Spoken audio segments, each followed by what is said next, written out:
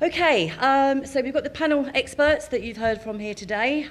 So floor's open to questions. We've got some roving microphones as well. So if any of you are a bit quietly spoken would like a microphone, let us know and we'll get one over to you. So take the first question. Yes, sir. Very simple. The Office of Veterans Affairs, having been in America, has some experience of Veterans Affairs, American style. I've heard your words, but what's your budget? That's a really great question. So the budget for the office is £5 million from the 1st of April.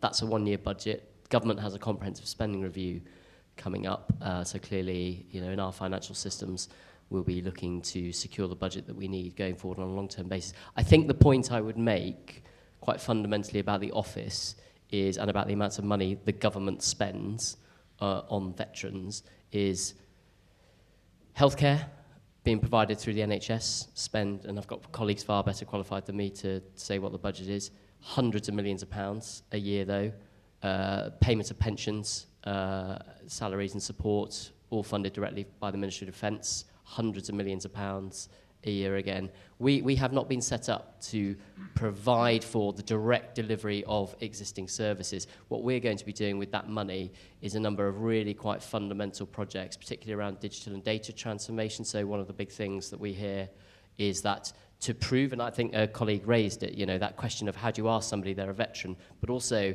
particularly as we offer more benefits and entitlements, how do people demonstrate and prove that they are a veteran? Going forward, we're going to be investing in a big program of digital transformation to help people have a better experience of being able to access services and prove and information that they need and prove that they are a veteran, so that only those that are genuinely entitled to things are getting. So I think it's a really fair challenge, but in the way, the model of government that we work in, I wouldn't measure what the OVA is here to do in the context of its budget. It is about the collective sum of what government spends on veterans rather than just the size of our budget. Thank you. Next question. Yes, sir. Alex, I think this is probably about the fifth of these conferences I've attended, and it's been far the most useful today. Thank you. Thank you. Some very good statistics and some very good presentations. The whole business of the Community Covenant stems back in the unit, whether that unit's a regular unit or reserve unit, or indeed a cadet force unit. And I'd love to know quite what's being done at the unit level to educate people while they're still serving, not just the service person, but also the extended family who should be the beneficiary of the things that we're seeking to achieve. Okay, so as part of renewing the Covenant in the Capital project, which is predominantly aimed at local authorities and raising the understanding and awareness, we're also taking the programme a step further to educating those service personnel. So what we will be doing, which starting in April, is moving out to those military units based in London, educating not only the soldiers, sailors and airmen, but also the families within that. Because one of the challenges that we found is that it's about the expectation. So we know we haven't got the messaging down at the grassroots level of the service personnel. So that's an area that we understand and that we need to tackle, so that actually we don't get a service personnel knocking on a local authority's door saying, I've just left the army, I need to go to the top of your social housing list. We know that happens. So it is part of the project. It's the second phase of the project to roll that out into the military personnel within London, which will then continue in a rolling programme. One of the problems, of course, where servicemen need, or families need access to the Covenant, is in the case of divorce or separation. And at that moment, the link with the unit, past or present, is lost, which makes it very complicated. No, absolutely it does. And that's what we're trying to do, is to set up the network so that information is accessible to those in service, those that have left, and those that end up into those circumstances. So the quicker we can get the message, then actually if there is a divorce or there's a parting, then actually they still know where to get that information from and how the Covenant then applies to them. Yes. Picking up on that point, sorry, I'm quite loud anyway. Being a housing person, obviously we can do our best, but as you know, we're in trouble across the board with housing. Is that financial preparation? I know from family or ex-family that were in the armed forces, is that expectation when they came out. Actually, they're just not financially prepared, even though they've come into good jobs because of the skill set they've learned. They just haven't got that money to get themselves on the out on on the property ladder in an Absolutely, way. and that's part of the transition programme. So when somebody decides that actually they're going to leave the services, then there are provisions put in place to actually educate again the service personnel. And actually, what we're doing now is we're starting to educate them earlier to prepare them because they will one day leave the services. So we're hoping that it won't eradicate the issue, but we're hoping to reduce the issue and again manage expectation and better prepare our service personnel for then transition back into civilian life. Can I just add on that? So something the Ministry of Defence launched last year is the Defence Holistic Transition Service. So it is exactly about that sort of thing. It's a much more high intensity service that those who need it. Still kind of in its early days, there's not that many people going through it at the moment, so it's scaling up. But it is about understanding the whole life picture that somebody needs to have in place to make for a successful transition rather than just one particular thing. And I think the one thing I'd say, one of the documents that was in my slide is the government's response to, and some of you will have contributed, to the consultation that was done on the strategy for our veterans last year. One of the things that really came through from the feedback and the responses that we got from right across the sector is there isn't always a collective picture of the knowledge that's available about the support that is already there. So one of the things in particular that the government has introduced is a duty to refer. So a duty placed through the Defence Secretary, but extends down to commanding officers at unit level, that for somebody who is transitioning out, that they do have to refer them to the right local housing authorities, who then do, through under the auspices of the Covenant and extra guidance that they get from the Ministry of Housing and Local Government, do try and prioritise those people into social housing care. And one of the commitments the government has made is, and I spoke to colleagues at the back end of last week about this, is refreshed guidance is going to be coming out from the ministry quite soon to really make it easier for those charged with those responsibilities at the local level to discharge those duties in the right way. Thank you. Anybody else? Panel of experts.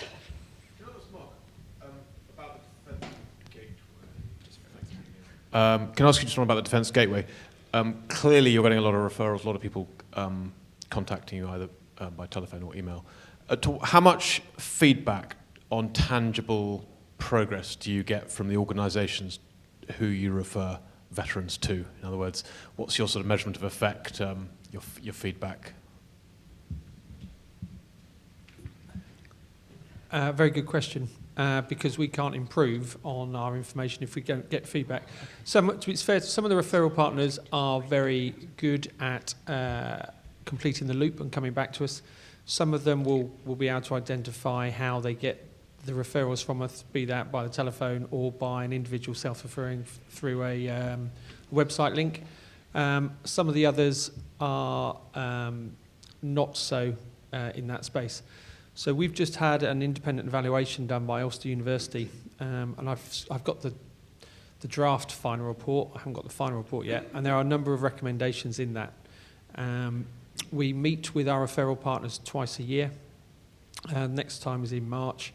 I'm going to feed back from that, and it's a two-way thing. It's about how we can engage better with them, but equally how they can engage better with us and what they're prepared to share, because as I've said, the case management belongs to those organisations, but we would welcome more information about, have we made the right referrals?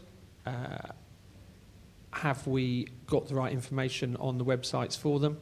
And ways we want to improve that is by inviting them down to the team in Wales, so they can actually do their sort of continual sort of professional development. The best way the team learn is to be able to challenge the referral partners on the challenges they are getting on a day-to-day basis. Which so there's a lot to be done in there. There's a lot in that report that is really beneficial to us. So we're going to focus on that in the next 6 to 12 months. May I ask a question? Two questions. First of all, will the pack tell us which boroughs have not signed up or re-signed to the covenant? Do any of them? It won't do, but we can certainly provide that information and break the statistical information down. It would be useful so that we can talk to those boroughs. Absolutely, Thank yeah, you. and Neil can take that Thank forward you. and tie you in. The other question is that all this is reactive rather than proactive. It's not your fault, but most of the time we do not know where we have veterans within the borough. They've come in over the last 10, 20 years before this initiative started, and they've settled there. They might have problems, but we have absolutely no idea. Is there any way we can find out who those people might be? Bruce or Damien, do you want to answer look at that one?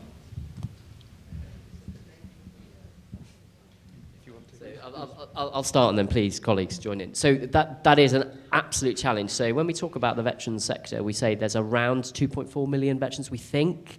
So Veterans UK provide pensions and compensation and other forms to about 1.2 million people. So we've got a pretty good handle on that, but we don't know a precise number. So one of the things, and we need legislation to do this, but it should not be an issue, is the 2021 census that's coming next year will ask about service in the armed forces. It will ask people to identify as veterans. But I think one of the challenges we all face, who providers at any level, is people being willing to identify and wanting to associate and continue their status as a veteran. So I think there's a two-way challenge there. We're not there yet, but things like the map of need and other kind of data tools, if you like, are going to go some way to helping us understand it, but I don't think it'll be the blanket picture. We need to create an environment where people feel really confident to say they are a veteran, and they know where to go then and put their hand up for the support and services that they might need. So it's just picking up on the point Damien said about the map of needs. So this is Armed Forces Covenant Trust funded Northumbria University. They're working with about 9 of the military charities that provide welfare support.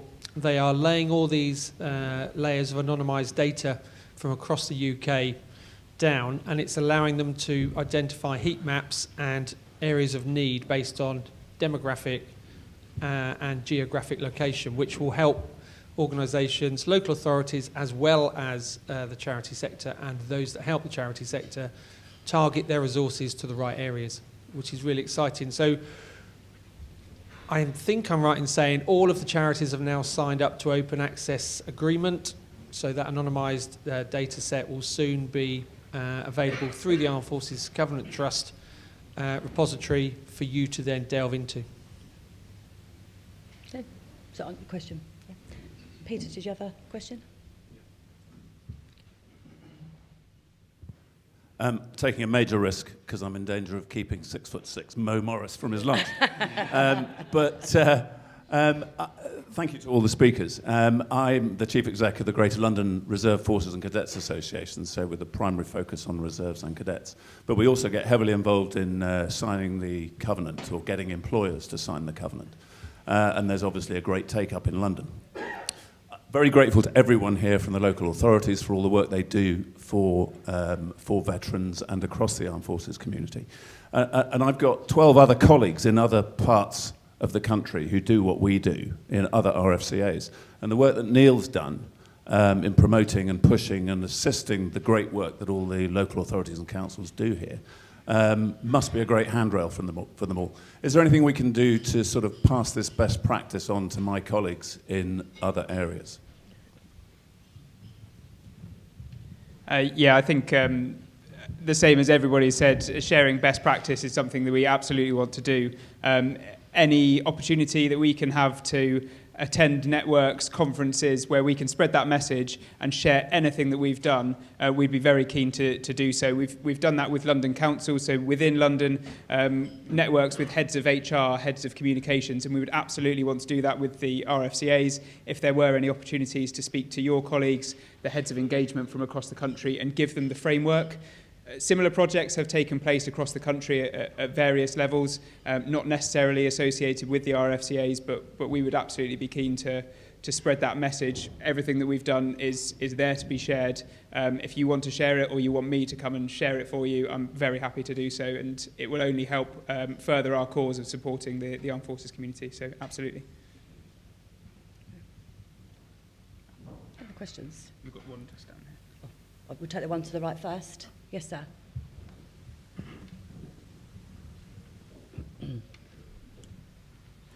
A few months ago, I heard that government is introducing a veterans ID card. So I wonder who is providing this. Jamie, one for you. So I know this is how this is going to start, but this is a Ministry of Defence initiative that Tobias Elwood, who, when he was a minister and is now about to be, well, he is the chairman now of the Defence Select Committee, that he pushed for really hard. So one of the things we know, so we've talked about it, it is you need to be able to prove who you are sometimes to access services. You know, different charities, different organisations have different eligibility criteria, and it's not easy to do that for lots of people at the moment.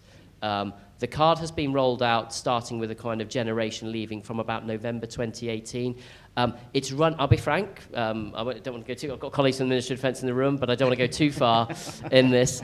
It's run into a bit of difficulty because actually producing this at scale, producing this at pace is not really supported by the HR system in the setup. So one of the big things, I didn't describe it very well and I apologise. So when you hire a car today, you have to verify that you've got a driving licence. You go online and you do that. And it's actually a really, I think, a really good system. And it's an example of how government has transformed its digital offering. Now, clearly, not everyone's digitally accessible, so we need to make sure those services are available. What we want to do is go beyond that recognition card. There's still a programme for it going forward, but we want to make that a real-time, online available access tool for companies, for charities, for authorities, so that they can verify that somebody has served. At the moment, it is just that. It's a recognition card that is in recognition of your service. We want to go beyond that and deliver a system in lots of different forms that will actually help you get access to services if you're a veteran. The programme is still going. It's competing with a lot of priorities and a lot of funding challenges in the Ministry of Defence. It's one of the reasons why I say the Office for Veterans Affairs is not part of the Ministry of Defence. So we don't have some of those same challenges necessarily, but it is still alive. It is still being rolled out. This progress is going to take quite a while to get through the volume of, say, if there are 2 million veterans, 2.4 million veterans, to get everyone that card. Thank you. There was somebody on this side. Julie, do you want to go first? Yeah. As a Royal Navy veteran, and in my current role with Help for Heroes as a clinical liaison for people that have been medically discharged, and I fully appreciate all the work that's going on with people who've got unexpected ending of their engagement in the armed forces. From my last policy job when I was serving, the new employment model, when you're going to have like a short sort of first stage of your commission or engagement in the armed forces, that could end at 12 years. So if we're looking positively and being proactive, what's going to be done for all the young veterans that we're going to be having in, say, like 5, 6, 7 years' time? Because these are the ones that when I tell people, like people think, oh, I'll serve for 22 years, I'm going to do a full career. Well, that's not going to be possible, not for everybody. So what are we looking forward to for the people that are the younger veterans who may not be medically discharged? They're just no longer required by the armed forces. The one you can answer, Damien? I wondered at what stage the microphone would bounce across the divide. So I think it's a really valid question. But I would say to you, the first thing is that for those who want to go on serving, certainly in the army, 12 years is not the barrier that it often was. In other words, a lot of people, most who want to go on serving, can do so, and there's a place for them. We're not in the place we were, say, 5 or 10 years ago with the army redundancy programs. And the latest versatile engagement work has pushed the limit of service now to 24 years. And there are going to be increasing opportunities for people to serve beyond that, because we recognise that at 24 years there isn't some kind of magic cliff where people have to fall away. These are people who have got really valuable skills, really valuable experience, and medically they're generally fitter, they're more active than a couple of generations ago. So the 12-year cliff edge that is perceived by some for the army, I think is a bit of a myth. The second thing I would say is that I think the Army's skills and training offer is significantly better than it ever has been. In other words, we are preparing people not in the last 12 months before they leave service to transition into civilian life, but we're starting that from day one. In other words, your transition to civilian life should start on day one. And now if you look at the totality of the skills training, the experience, and the training that we're offering people through service, apprenticeships, things like that, it is a really, really valuable pathway. So I think we're not pushing people out at a 12-year point, we're skilling them permanently. So when they do get to the end of their service, around 24 or more years, actually they're really well prepared to enter the civilian marketplace. Okay. Can I just add one to that? So I think you've hit the nail on the head of one of our great challenges in the Office of Veterans Affairs. Veteran is a generic term, but it is a hugely diverse, you all know this far better than I do, it's a hugely diverse organisation of individuals, 3 different services, different trades, different professions, different lengths of service, different reasons for coming out, some who don't want to leave, some whose careers come to an end for unfortunate circumstances, whether through injury or through discipline reasons. What we need in the veteran sector is a system right across that ecosystem that can cater for all and can cater for that range of diversity. Because the one thing we know from the statistics, and it's, you know, the different services people tend to serve for different lengths of time, you know, and then within the different tribes that people serve for different lengths of time, depending on what their occupation is within the armed forces. We don't have that one-size-fits model all, and this is our point about the future. We know, Chris did huge amounts of work on this in his previous role before serving with the American forces, looking after the Army's future personnel capability. We know how people join the forces today, and their expectations are hugely different than those who joined 20, 25 years ago, where there was an understandable expectation I might go through a full career. We have to aim off for all of this, and we have to make sure the armed forces sector is sustainable enough and agile enough to cater for those different exit points and different reasons. And I'm genuinely confident that the Ministry of Defence, who have that front end of that transition point, particularly those first 2 years, really do understand that now. And everything they're doing, and yes, employment is transforming in the armed forces, but everything they're doing is through exactly that point, that at some point you join, and the one thing we know is you will leave at some stage. And can I just add one thing? What I've noticed over the last year is a lot of employers have changed their attitude to people leaving the armed forces. And I'll give just one example. I don't think in the Army General there are too many people who are trained in credit rating. However, Moody's have taken a completely different view, and understanding that if you pick people with the right DNA and train them, they can be a damn sight better than people who've just ticked boxes on the way. And with all those qualities that I alluded to or mentioned when I stood up in my speech of that commitment and the loyalty and the drive, the leadership and the decision-making, a lot of employers now are looking at people leaving the armed forces for what they may have, not what they have at the moment. Okay, we'll take one final question, just in the middle there. Take the microphone over, that'd be great.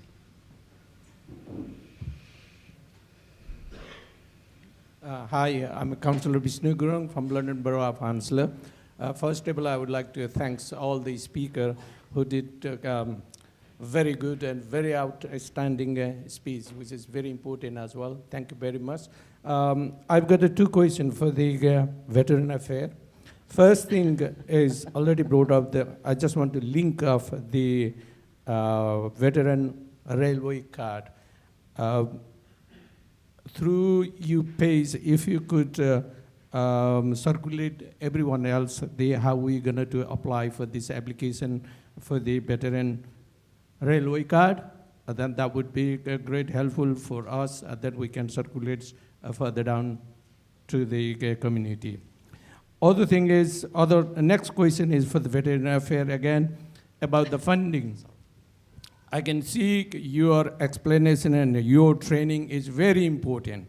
And I can see that is very useful as well, and there are lots of responsibility to engaging with the local community. But we local community are shortfall of staff and the funding as well. So we don't have that much staff to deliver this sort of things. Is that any possible that you could funding or contribute the funding to establish the community champion in the borough? Then they can deliver this important information to the local community. Thank you. So on the rail card, it's being developed at the moment. The Department for Transport are leading on that, and I'm sure through lots and lots of different forums, we will make sure the details on how you can apply for it later this year are made available. That's a really fair challenge. I know colleagues that work in local government have huge pressures from central government and statutory requirements for which, you know, there's a real tension between, you know, budgets and the scale of delivery that you want to do. And I think one of the brilliant things that certainly in my first few months doing this role that I've seen is the genuine level of commitment and frankly added value and goodwill that people do in spite of the budgetary constraints that they work under. We're certainly here to absolutely champion at the heart of government for exactly those sort of things. I can't make you a commitment that I can give you lots more money directly, and I don't think it'd be right for the Office for Veterans Affairs necessarily to do that, but certainly, you know, in conversations with colleagues from communities and local government, what we have started to do is absolutely understand the context of what it's like to be an Armed Forces champion working in a local authority, what it is that we ask local authorities to do, versus what is set down in statute for them absolutely to do, and we will try and make sure that anything additional we're asking to, we understand the resource picture on that, and we're playing our part in making that actually come to life for real, rather than just sort of pushing it out and hoping through a continuum of that goodwill that you'll get it. But, you know, we are here to make that case on behalf of veterans, in particular veterans, but, you know, more widely into the armed forces community, and we will absolutely do our best to secure you the resources that you need. Okay, thank you. Okay, just one final question I do have to allow because it's my line manager, so. It's not a question, it's just me sounding off. Just very quickly, because I know some boroughs are much more familiar with dealing with service leavers, with service families and everything than others. Do not worry, there's not a great tsunami of veterans about to overwhelm you with their problems. Rightly, this conference talks a lot about the support that's available for veterans and their families, but most service leavers look like this.